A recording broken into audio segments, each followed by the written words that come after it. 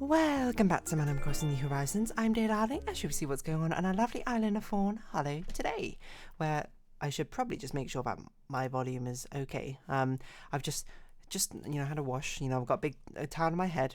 That sort of day, late night recording Animal Crossing because I was busy, and yeah, I don't know what else to say about that.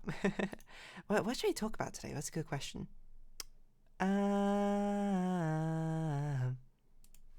Did I upload my video yesterday?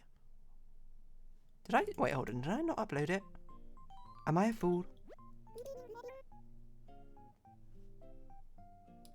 Wait, I uploaded Paradise Killer.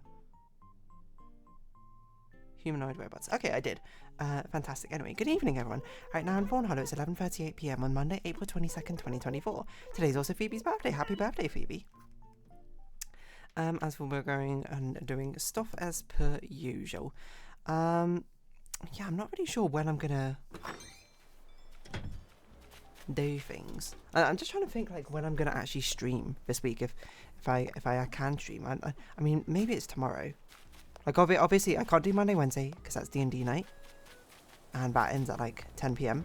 which is like, I mean, I guess I could stream after that, but staying up till 1 a.m. is a bit much, I think. Well, staying up to 1 a.m. doing streaming is a bit much. It's not actually that bad, I think.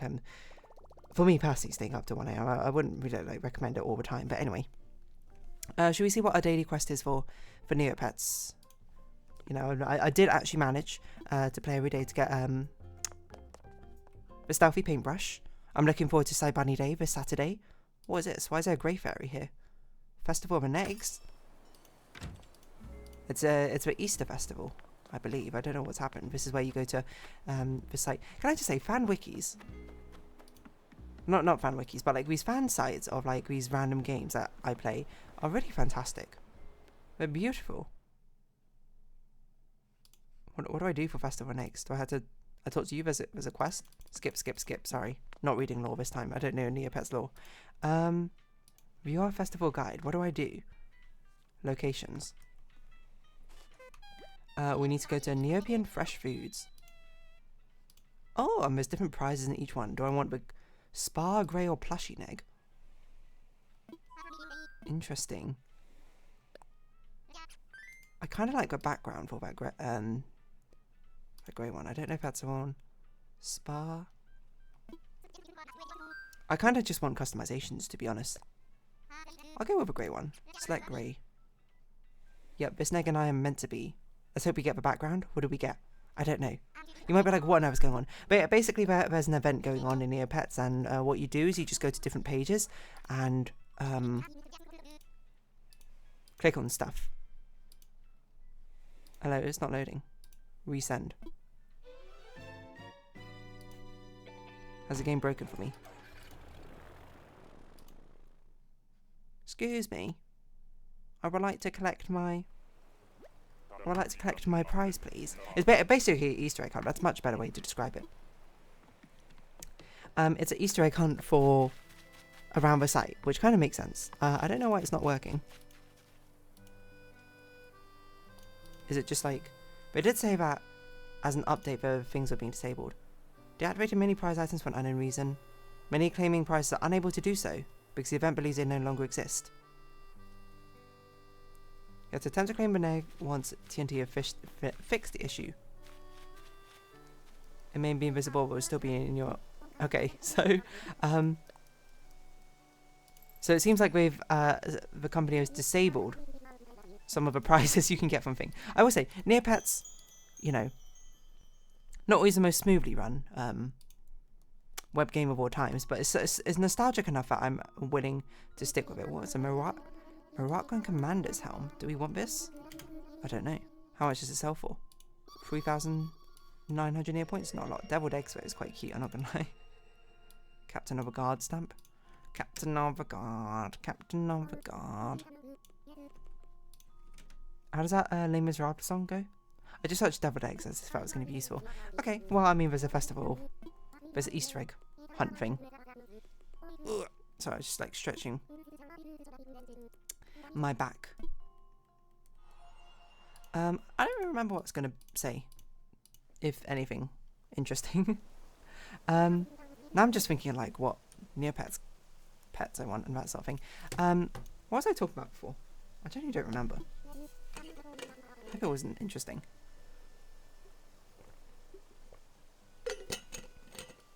Oh yes, like, I was going to talk about like fan sites and fan wikis for these sort of games, because I'm very much someone who plays a lot of these random games. Obviously, that should be no surprise to you, I think. These gacha games, etc., etc., etc. But I will say the fan community, which spawns around them, which have collated these the information of the sites for them together, and just like they're doing the Lord's work, as they say. Like Jelly Neo is a good one. I mean, actually, to be fair, Jelly Neo did have that like weird controversy a while back, but I wasn't really playing Neopets and wasn't that invested in it, so I don't really know what's going on. I still use Jelly Neo as a very useful site, methinks, for doing stuff. But yeah, what was I going to say? Oh yeah, like Jelly Neo is like a fantastic resource of like, I mean, it's not even just Jelly Neo. No, wait, it was Jelly Neo and there's like Neopets Dailies or something. These are like crazy good sites, like fan-made sites, which are just like catalogs of like Wikipedia of like all the information you ever need to know about like Neopets are just like contained within those things. Like it reminds me of like I mean, Pokemon's a very sort of popular franchise, so maybe it's no surprise it's got like a lot of really good sites. Like Bulbapedia is a really good one. Cerebi is something I used to use a lot, and there was like a YouTuber called like Marrow or something, Marrowland, that sounds right, who would make like guides for each of the Pokemon games, like walkthroughs. So like, not like what to do. So you like, if you want to see like extra content, if you want like items, he would like go through and you can see exactly what's going on. I think I remember using it for like just trying to see what Pokemon are on each route at like each stage of the game.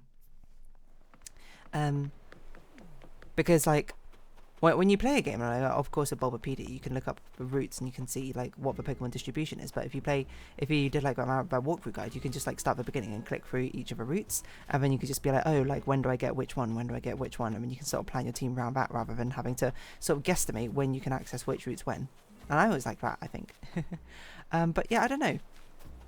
I think it's fantastic that people do like these fan-made resource sites, I think, for other people to also enjoy. I mean, me especially, like I will be honest, I don't really contribute much to these wikis or that sort of thing. I'm not really much in the discovery phase of things. I sort of just like learn what other people do, mainly because I'm just like too slow. Like whenever like big updates come out and people are like discovering, oh, what should we do? I'm like not there like experimenting and doing all that sort of thing. I'm like there like 12 hours later being like, oh yeah, the new update, like what's happened, what are people looking at, that sort of thing. I don't mean that necessarily in a bad thing. It's just sort of like that is what it is, isn't it? But yeah, I don't know, because like I talk about this because like with Japanese and English sites, a lot of like these Idolmaster games are crazy as well. I remember there was a thing a while back, like a person who was running like the Idolmaster wiki, whatever it's called, Idolmaster wiki, which has like a resources because like all the images from like all the things, from like all the media properties, etc., like profile descriptions, etc., and always kept like up to date.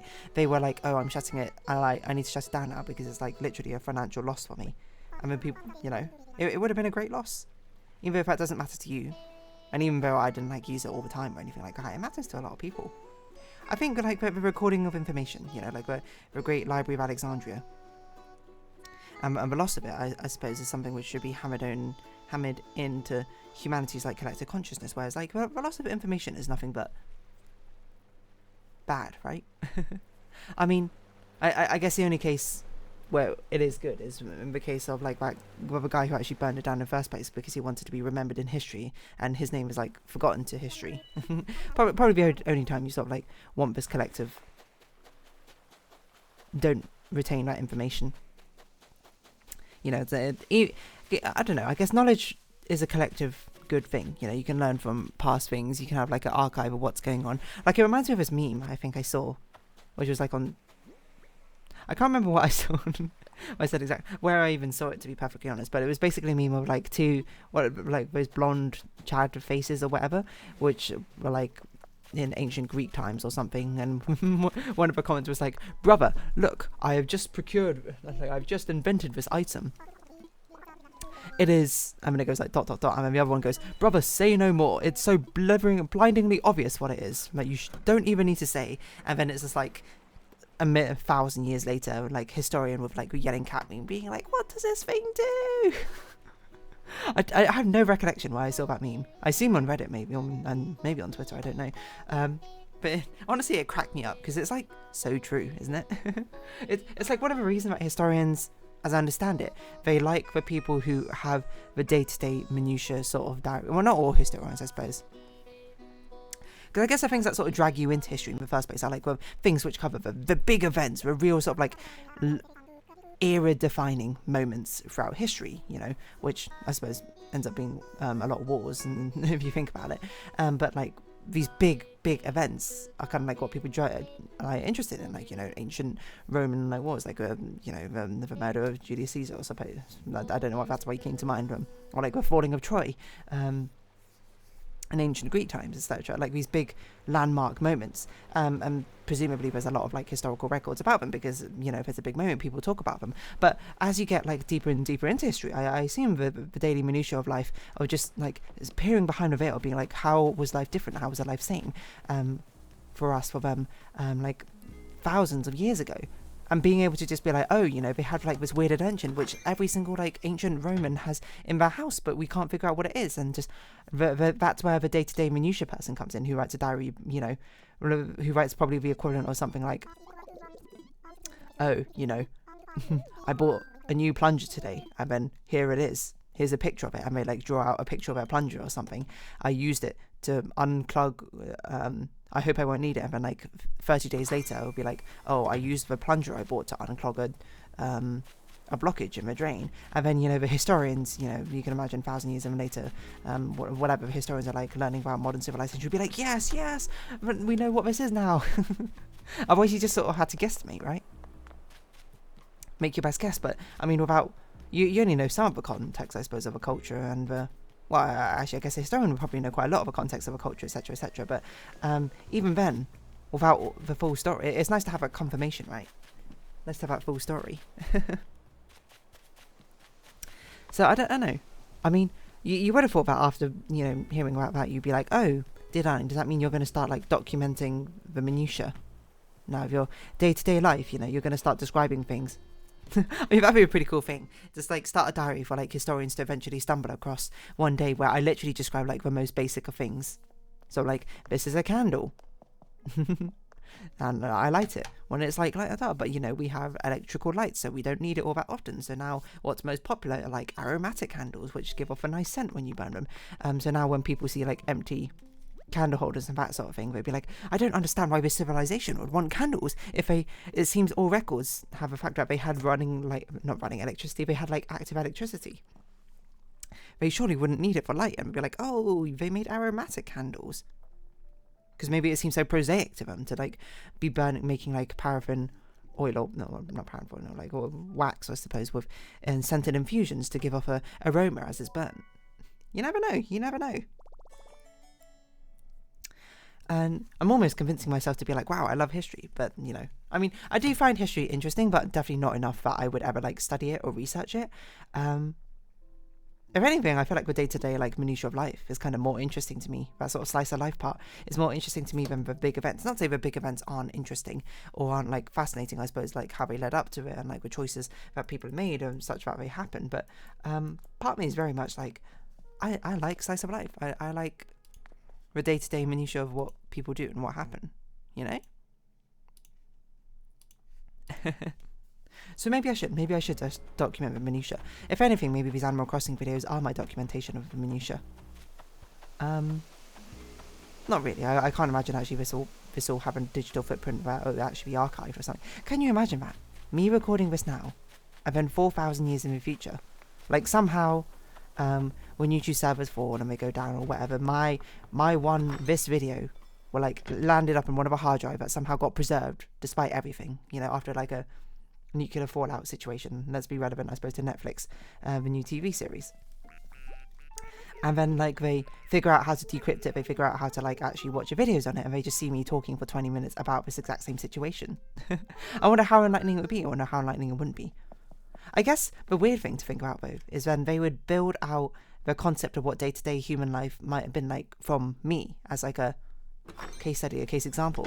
So they'd be like, oh, everyone must like talk for 20 minutes a day, just like playing a video game or something like this. I can assure you now, historians 4,000 years in future, very few people do. I'd probably say like less than 0.01% of people do. Probably even less actually, but that's probably way too high now. I think we're like 0.0001% or something. Yeah, like basically no one does it. I guess that's a very interesting thing to think about, like how our perception of like those in history have probably only been constructed by what we know from maybe like less than 100 people or something. Like, what do we think ancient Roman life was like, or like what would be average ancient, maybe let's go older ancient Egyptian or something was like, and we don't really know, but we probably like built up our examples from the records we have from only a handful of people, right? And it's like that's meant to define the entire civilization. What if they were just like really weird? What if they were like completely exemplary and not at all representative? You know, so I'm just saying it's not a large sample, not a large enough sample size, but it's not like historians can do anything about that. I'm sure historians, if they could have a larger sample size, would be like, yeah, I'd absolutely take it, but I don't really care about choice, in which case fair enough. I don't mean that to be a slight against against you or anything. I was just like, I didn't really think about that before. And that is kind of interesting to think about, just being like, oh yeah, you know, you're completely defined in future by just like a handful of people. Weird, huh? I don't really know where I was going with this. I just, it is strange. It genuinely is just strange to think about. I think it's strange to think about. You might not. You might be like, oh, it's probably the most normal thing I've ever thought about, in which case, fair enough. Don't let me stop you, but I'm just like, wow, weird, huh? Anyway, got a few more minutes, and how much further can I take the conversational wheels and spin it? I